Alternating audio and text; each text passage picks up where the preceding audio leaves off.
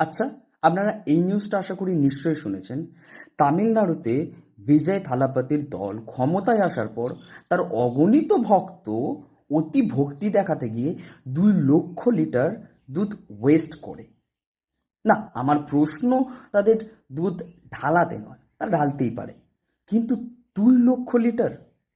আচ্ছা, আপনাদের কারোর মনে আছে কিছুদিন আগে 11,000 লিটার দুধ যখন নর্মদা নদীতে ঢালা হয়, সেই নিয়ে অনেকে অনেক কথা বলেছিল, প্রচুর তর্ক বিতর্ক চলেছে, প্রচুর। কিন্তু আমার প্রশ্ন এইখানে, এই বেলায় কেন প্রশ্ন উঠল না? হ্যাঁ, দুধ একটি খাবার জিনিস, সেটা ওয়েস্ট করা উচিত একদমই নয়। মানুষ ভক্তিতে যেটুকু দেয় সেটুকু দিতেই পারে, কিন্তু এই যারা প্রতিবাদ করেছিলেন সেই সময়, এখন কেন তারা চুপ?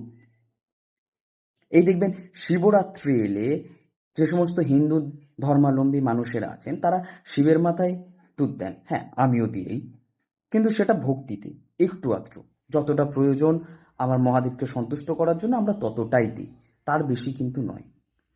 কিন্তু আপনারা যেরকম প্রতিবাদ করেছিলেন 11,000 লিটার দুধ ঢালা নিয়ে, এই বেলায় কেন প্রতিবাদ করলেন না? এই বেলায় কেন প্রতিবাদটা আর করলেন না? এই সিলেক্টিভ টপিকে আপনাদের প্রতিবাদ করার সত্তাটা এবার ছাড়ুন।